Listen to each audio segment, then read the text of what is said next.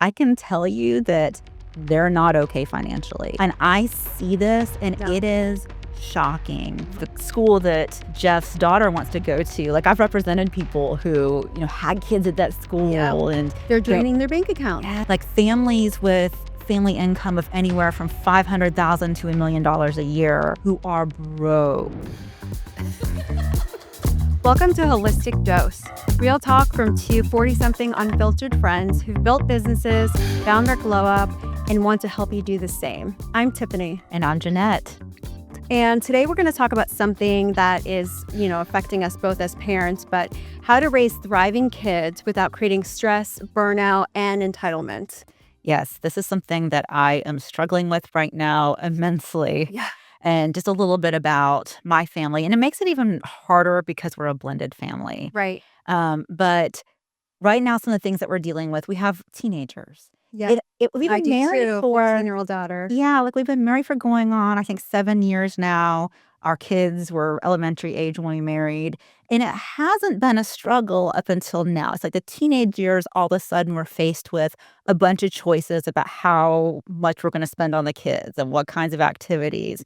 So the things that we're really Well, struggling. tell us about how many kids you have. So we have 3 kids. One is mine, so Angel. Logan. He's in the middle. He's about to turn 15 on Monday. How crazy is that? Yeah. And then Jeff's kids are about to turn 14 and 16. So in the fall when school starts, they'll be 14, 15, and 16. Yeah.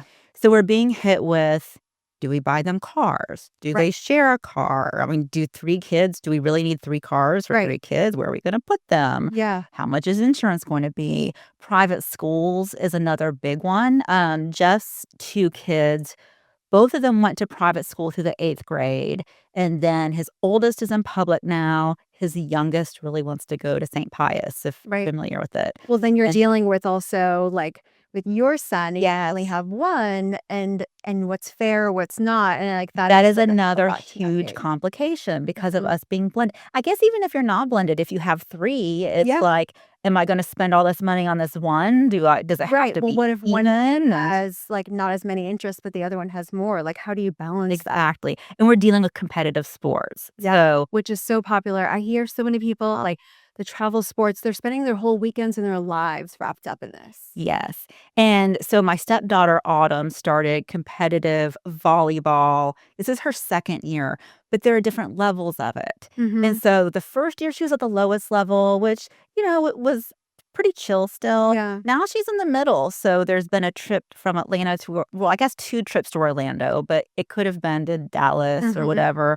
And now she's talking about, well, now I want to do elite, which is a lot of travel. Yeah. So it really is bringing up okay, how do you figure out how much to spend on your kids? Right. How much do we sacrifice to do that? Yeah. What do our kids really need? And, it brings us into as parents, we feel this pressure to provide everything. Well, if you think about growing up, your upbringing, so what did that look like? I did grow up with privilege for sure. My parents, they were really from a blue-collar background. Both my grandfathers worked in the steel mills. So my parents were a family that were new to, I don't want to say, they weren't rich. They're not rich, but comfortable, right? And so I do think I kind of had some nice balance with that. But you're also an only child. But I'm an only child. And so that also, really did give me a lot of privilege. I had, my interest was the flute. So I had private flute lessons, and it was with, whoever the best teacher was. Yeah. I was going to get that. I did go on band trips with school. One of them was London. Yeah. Every year there was some big band trip. 1 year, I think 2 years was Washington, D.C., 1 year was Chicago, and then 1 year we went to London. And, wow. It was optional, but Yeah. I had the privilege of being able to do that. My parents bought me a car, nothing crazy. Yeah. And they bought me a used Honda Civic, but it was a cute kind of girl car. Yeah. So I did have that background. Also with going to college, my parents, they didn't save for college, but My mom was, she still is, a registered nurse, but she My didn't mom always too. work. So their plan for college was, well, if Jeanette chooses a private college, Mhm. which I was very interested in Wake Forest and Furman. My mom was like, well, I'll just go back to work and my salary pays for college, right? I didn't have that. Yeah. Yeah. So tell us, like, what was your situation? One of 3, we're all girls, sisters, we're 2 years apart for all of us, and, yeah, my parents got divorced young, so my mom also was a nurse, but she worked, I remember, like, daytime shifts and overnight as well, and we were latchkey kids, so I feel like the generation is so different now. We came home from school, we were walking, like, going to the bus to school. If we would miss the bus, we were gonna go to the neighbor's house and, like, knock So on the did you door. do extracurricular activities? We didn't. Like, I don't know if it was just my sisters and I weren't into sports or anything. We grew up mostly in New York, and then we moved to South Florida when I was, like, 10. I liked art and things like that, but I think, like, because I had sisters and then I had a single mom who, if we grew up around a dad, perhaps that was more frequent in her life, then maybe we'd have more exposure to sports and other things, but I don't honestly remember her encouraging those things, maybe a But little now I part. think, like, most parents, or at least in our circle, would be, like, doing the art class Yeah. and I art did do a camp couple of and those, I yeah. remember, but it wasn't like my sisters and I, we had fun with each other, just playing around the What house about and your first digging cars? in the dirt. Like First like, as car. a single mom with 3 girls, like, how do you buy 3 cars? Correct. So my older sister had already moved out, by that time. So it was mostly just my younger sister and I remember saying, like, I wanted a car, and it was I had to work for everything.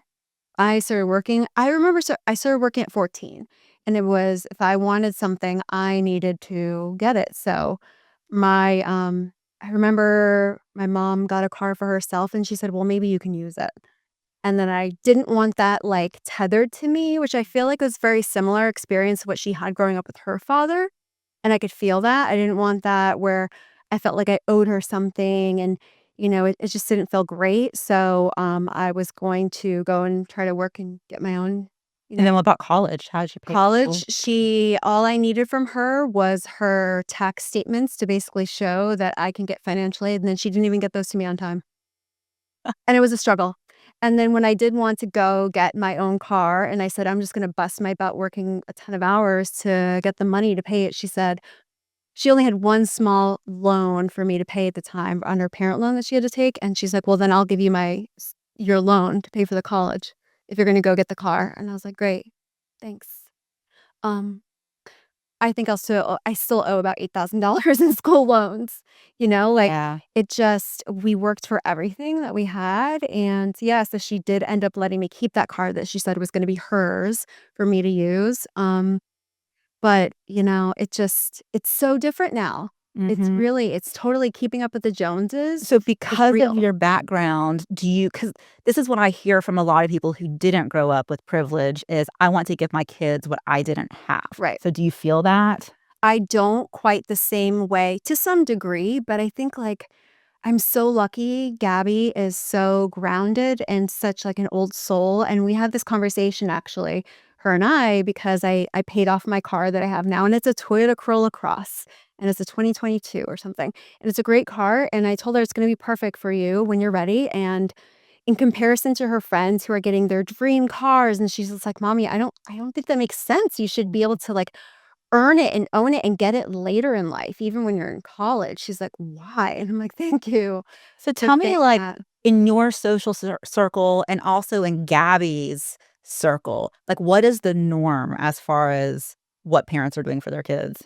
Yeah, so it seems as though parents are going out and getting those things for the kids. Now, I do have a desire to get her what is her maybe dream car, perhaps like a Jeep or something like that, but I think it's gonna be later on, Mhm. maybe for college or something like that, because I do feel there's gonna be accidents that are gonna happen, and Mm. it's not necessary if you have a great car, but I hear so many kids like, one of her friends once said something about her wanting, like, a G-Wagon, and I'm like, "What? Like, are you serious?" Yeah, that's crazy. I said, "Does your mom have one?" And she said, "No." And I'm like, "Well, then why are you getting one? Yeah. Or why do you think you're getting one?" Yeah. No. So as far as our social circle, I think it mostly is partly like the private school, and Mhm. they don't go to like a fancy, Yeah. expensive private school, but like for Ava's in 8th grade, they went on a trip to France, which Yeah. that's gonna be autumn too. She's Yeah. gonna have this opportunity, and her being like, "What? 8th graders going to France?" Gabby has a lot of opportunities and she goes to public school. And I've told her, I'm like, "Do you want to go on these trips?" And she's like, "No, I'd rather just go with you." Because a lot of times they're like overpriced and not all of her friends are going to go. And because she's in like, an inner city Yeah. school and she has friends of all class levels and financial, makeups. And she's like, "No, I Yeah. want to go." But I don't think that that's the norm. Yeah. It's same thing, like, she's in marching band, but she's not in all these other extra sports that, you guys or your kids are in that are costing so much Yeah. money and time.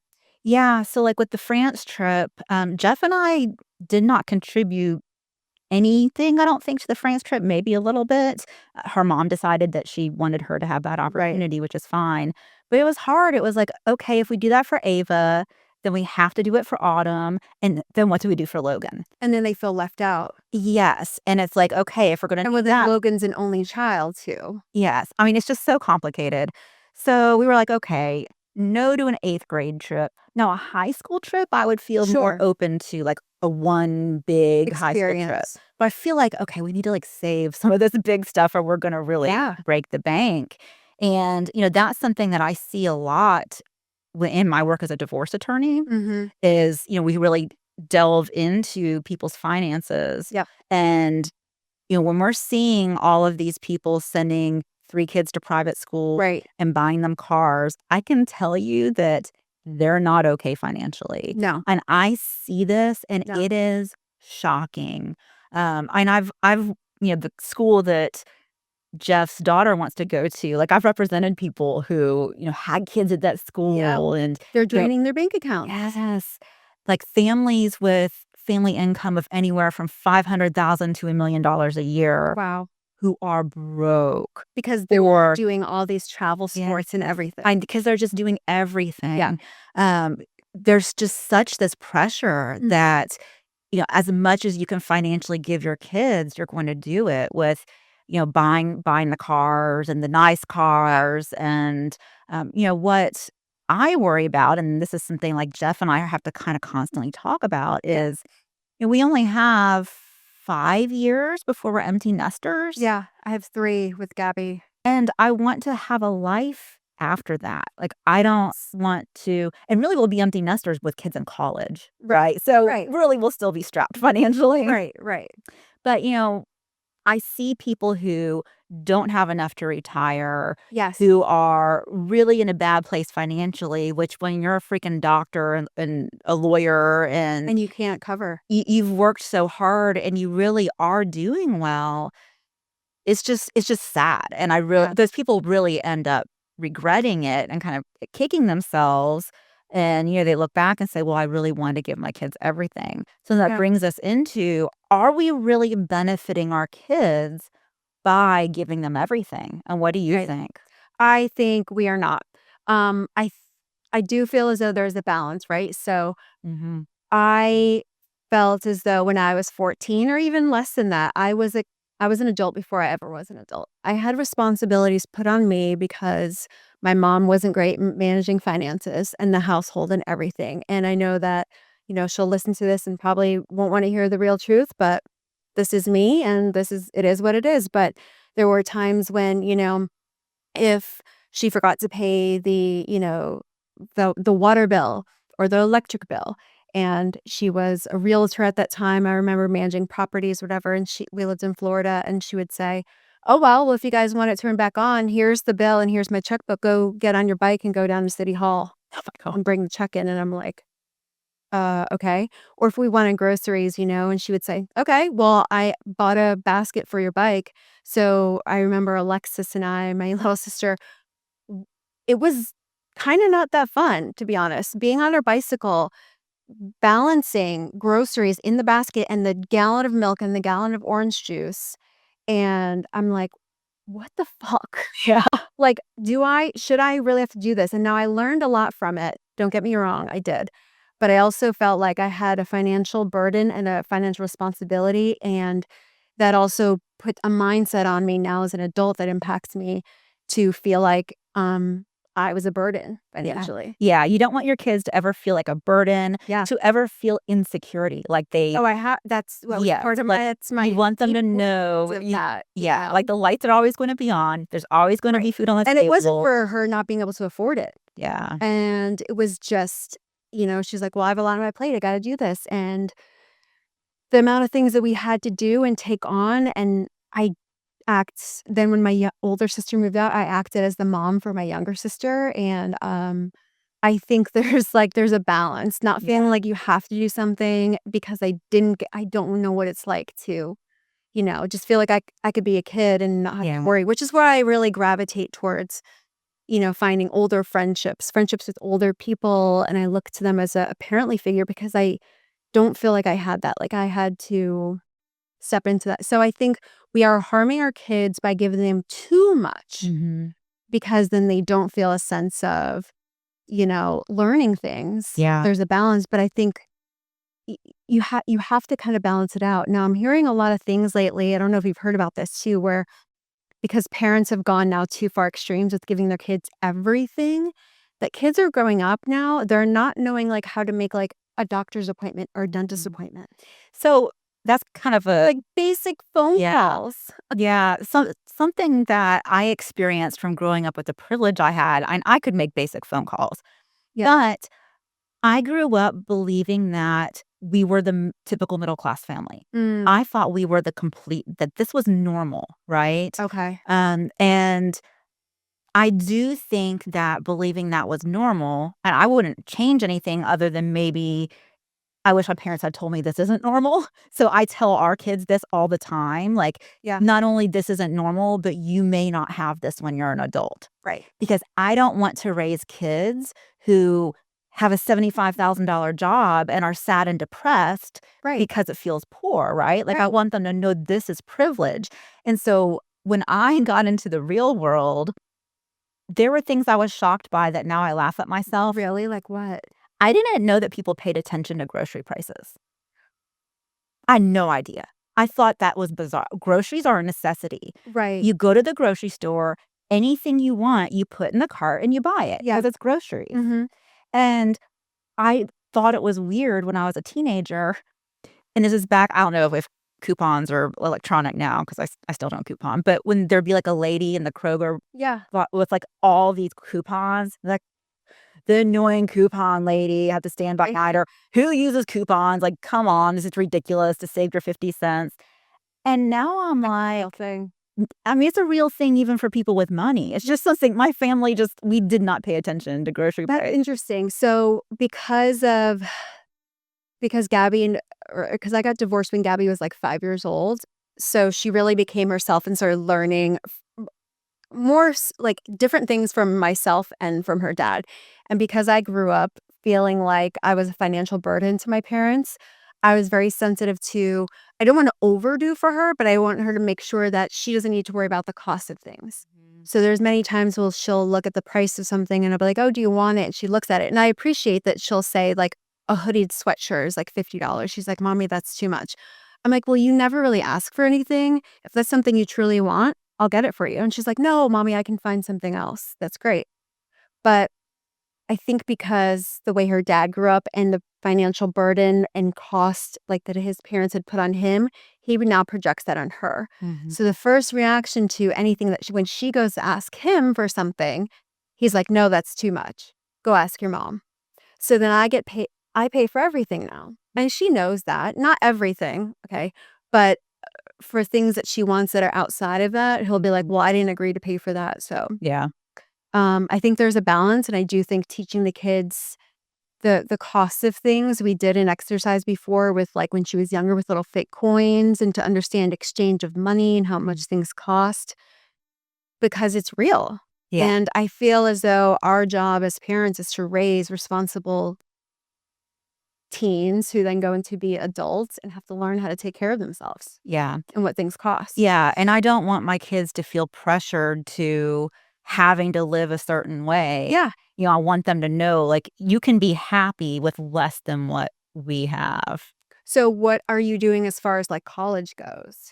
Yeah, so college and now I don't know what my stepdaughter's mom plans to do for college, but as far as Jeff and I were like, they need to go to state schools, I like agree. public schools. And, Mhm. my experience with college was my parents were willing to like, we'll, pay whatever for undergrad. And ended up going to UGA. Yep. The Hope Scholarship was even better back then. So like undergrad didn't cost anything. Yep. And they did help me with law school, but took out some student loans as well, Yeah. which I'm still paying.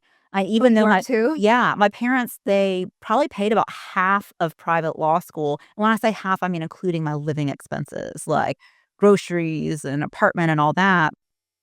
And I still took out those student loans. In retrospect, I should have gone to, like, Georgia State. I didn't get into UGA. I should have gone to Georgia State. Right. I would have graduated debt-free. So I really am a big believer in don't go I into think debt for the college. agree, and I think these days too, with the costs going up and what they are, and our degrees even gonna be worth something, Yeah, my husband's convinced that our I kids know shouldn't s even go to I college. know so many people along that route. Yeah, There are, of course, professions that you just pretty much have to, yeah, but I'm there with you, like, my mindset for the college is I think it's important, I have a savings for her and I wanna contribute some.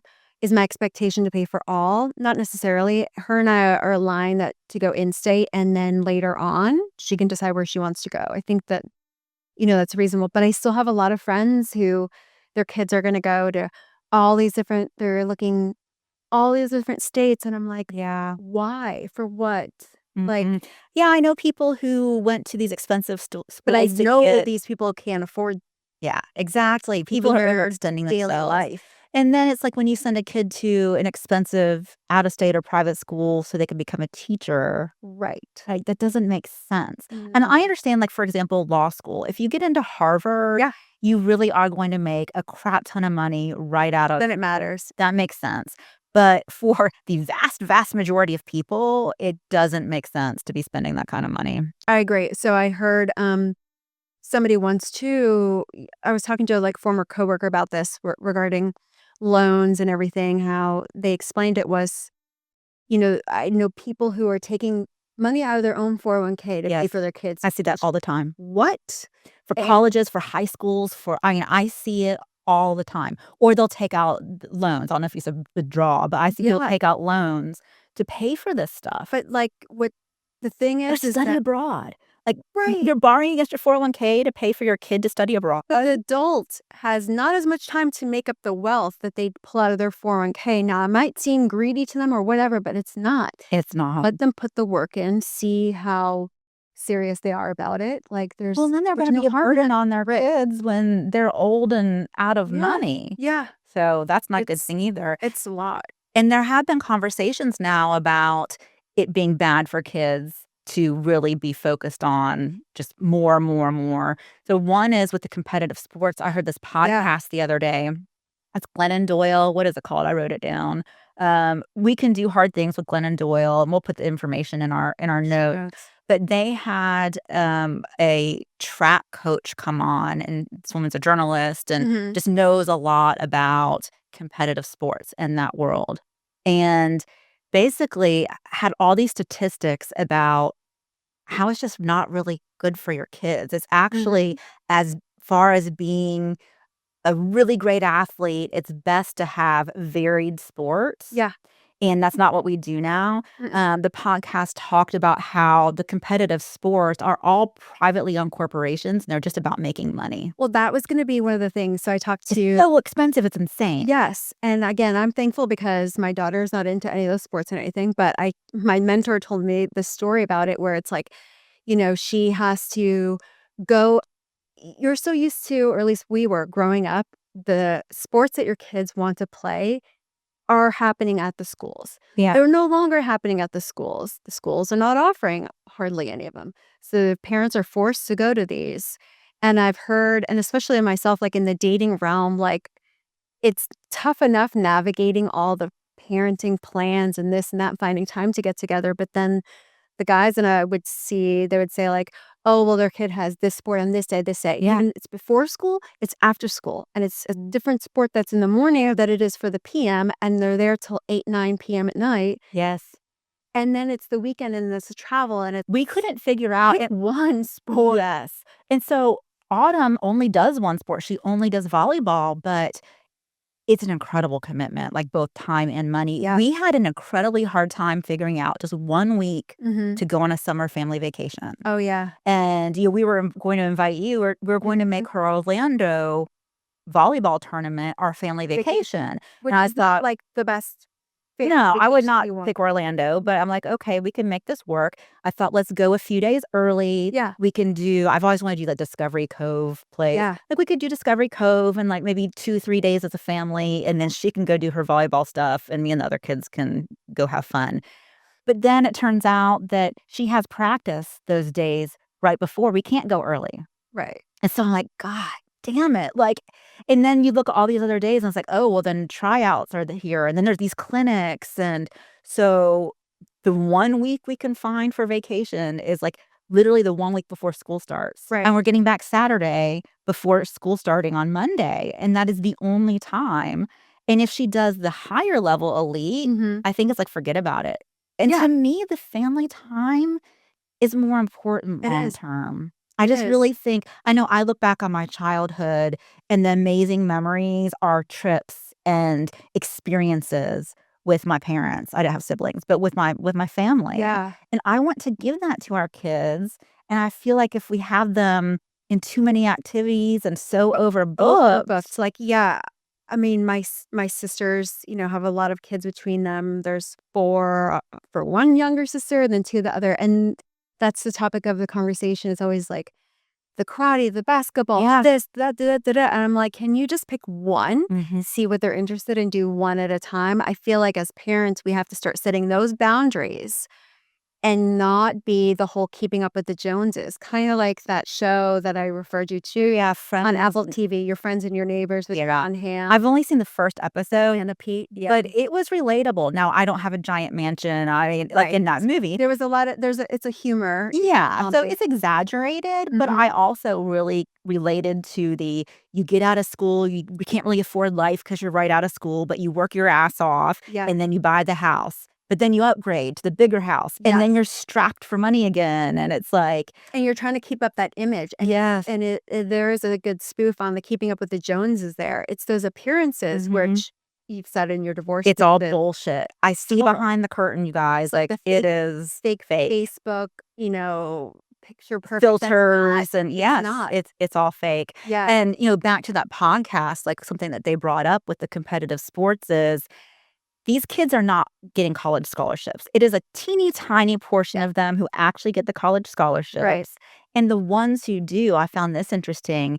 This was true for the women, not the men. The women who are getting the college scholarships are miserable in college Yeah. because of balancing the academics and the competition of the sport. Well, you know what I see a lot, and you probably experience this too with your divorce is I've met so many people in my dating area that the relationships and the marriages, they've crumbled. And it's because the parents have spent all this time basically I can see that. pulling Yeah. their ships passing in the night. And that's Their something I talked to sports Jeff sport. about, and, like, I said how we're gonna be empty nesters in a few years. And then you're gonna realize, like, Yeah. do I even like this person? Yeah, it's like, if we focus only on the kids and financially don't prepare for us to have a real life Right. when the kids are out of the home. And make sure you're taking care of each other as partners Yeah. too. Yeah, and there's That's where a lot of people go wrong. absolutely. There's a book that it might have been mentioned in this podcast. I have not read it, but I'm going to.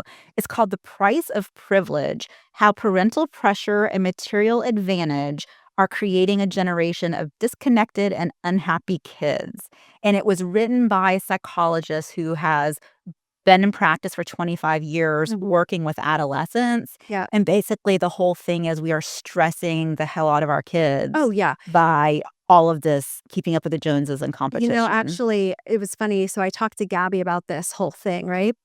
And she agreed. She was like, "Mommy, you know what? I think it's too much with all these kids trying to do all these sports and everything." And Mhm. she said, "Us kids, we just like to make our parents happy." And I was like, "Oh my god." I think that's true. So I Yeah. think that there's this dynamic where the parents are wanting to overgive and get the kids overengaged. And then the kids feel pressure. They feel pressure and they don't wanna let the parents down because Yeah. at the end of the day, they just want the love and acceptance of their parents. Mhm. So maybe there's an encouragement or a way that we can inspire people to say, just have real conversations with their kids. It's not Yeah. that we're saying, or at least I'm not saying, you let the kids make the decisions. It's not about that. But really look inside, like, if you were to ask yourself, who are you really doing this for? You know, is it because you wanted to give them something that you didn't have growing up? Is it something your kid truly wants? Yeah, and I think that's a big key. Is this what your kid really wants? Mhm. Not, I feel like this is something I'm supposed to give my kid because all these other people are Right. doing it. Right. Yeah. Yeah. So I think that's a kind of a big question is how do you decide what to give them and not. I already know that like weddings, I already dread like what are we gonna contribute toward Yes. kids' weddings? And what I tell Jeff, I don't even know.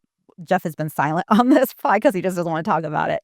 But I say I would much rather give each kid a down payment towards a house. Yes. Because for me, I'm like, my job is to help them have security and Yeah, and I think like, that's a lot that we've learned yeah, in our careers true. I've and spent a lot of money on weddings. So as you've been married. yeah, I'm on my third marriage. So So I think that don't waste all the money I'd on much rather have real estate now, looking back. yeah, you would have. Yes, exactly. That Yeah. would have been a way better start. Yeah. Same for me, for sure. So yeah, so how do we make those decisions? I think is what Hmm. we are coming to here, you know. Um I think that there needs to be a balance of giving the kids emotional security and finding that time. So there was a tip that I told my younger sister Alexis, right? Because she's being pulled between her four kids that are of all young ages and they all are, fighting to have that special, to feel really special with their mom. And I said, why don't you designate special you and each kid time so that they could feel Hmm. special, saying special a whole lot there, but um, and she did that on her Mother's Day, Oh, where really? she divided her day and each child felt, they had their undivided attention. And I think that's where you start to form the Yeah. relationships that go deeper to have those Yeah. conversations. And I absolutely feel that quality time is way more important than buying them things, paying for activities. Because you so many times say it, what you're doing when you're at the sports practices, you're on your phone, Hmm. editing videos Yeah. and doing work. So it's like we're not even engaged. I had to go to Gabby had a band performance and it was great. It's like the last performance of the year, but then they decided to make it an award ceremony for every other kid in there. And then for the seniors too. We sat there for an hour extra beyond performances listening to awards. Yeah. And I'm like, everybody got a reward for something and so many of them. At this Mhm. point, it's like, why? Yeah. You know? Yeah. That could have been a private thing done or Mhm. I don't know. And something I also tell myself is I 100% believe that when our kids are old and they're looking back at their life, they will say, I wish I had more time with mom and dad and my siblings, not, I wish I played more sports. And being I shuffled wish in the I back. did more camps. I wish I had more Lululemon Right. and Right. those things. They're not like, Which is why Gabby was willing to forego just a trip with her and I mhm, to join you and your kids because it feels like an extended family yeah. care and it's more family bonded time. Hmm. I love her, my alone time, but it's awesome when the kids just get to be kids. Yeah. And I think that's a big thing. So, um, I think we've covered a lot here, and Mm, there's some big conversations I feel are important to have with partners. So, yeah, if you for have any other sure. tips there, like how you plan to approach things go forward? Yeah, I mean, it's something we just figure out day to day, Mhm. and I am more proactive in wanting to talk and plan than Jeff. Jeff is an extremely avoidant personality. Yeah. So, like, with the Well, he's the mindset of more of an abundance. yeah, You know. like, with, like, competitive volleyball, he's like, "Well, let's just wait until she tries out, and then she makes it, we'll figure out if we wanna do this or not." And I'm like, "But then she's gonna be excited, Yeah. and you'll disappoint her. I'm like, if we know we can't afford or we're not willing to make the other sacrifices for this, we need to go ahead and set expectations now. Yep. Um, so it's tough. I mean, I don't have the answer because we are navigating it and it's hard. And Yeah. it's even harder as a blended family. Right. So are you going to have conversations with them perhaps about like getting jobs? Yeah. And that's something else. Autumn's pretty young for a job. Yeah. And, she's in competitive sports. I don't know that she'll have time for a job. Yeah. Logan, absolutely. But Logan is a hustler. And actually Autumn is too. She just doesn't have Yeah. time. But both of them are pretty money driven and thinking I about think it helps build character. yeah, Logan, his birthday is on Monday, and I got him a pressure washer Oh, right. because he came to me and said, "Can I borrow, I don't know, $300, $400 or something?" I'm like, "Why?"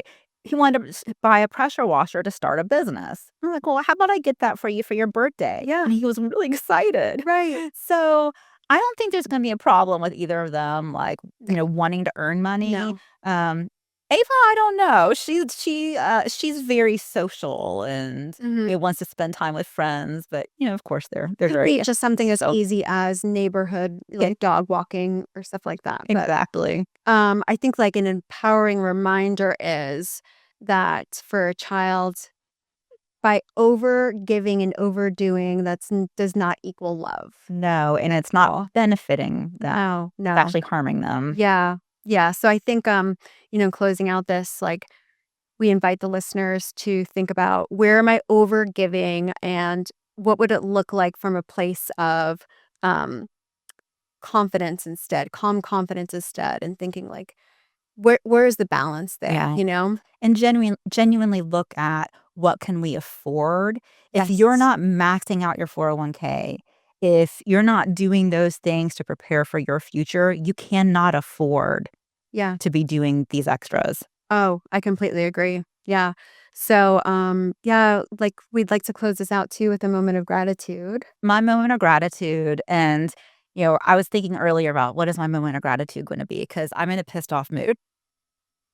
I have been I have been in a funk for a couple of days because of a struggle with hiring for my law firm. Ah, And so in thinking about, okay, what is this moment of gratitude going to be? I'm like, this is actually kind of demonstrating the importance of practicing gratitude because it's yeah. when you're in these funks, Yeah. it's what gratitude does. Is it like, okay, focus your mind. So I'm like, okay, I'm going to focus on why, instead of why, I'm pissed off about my business, the blessings that Yeah. my business has brought.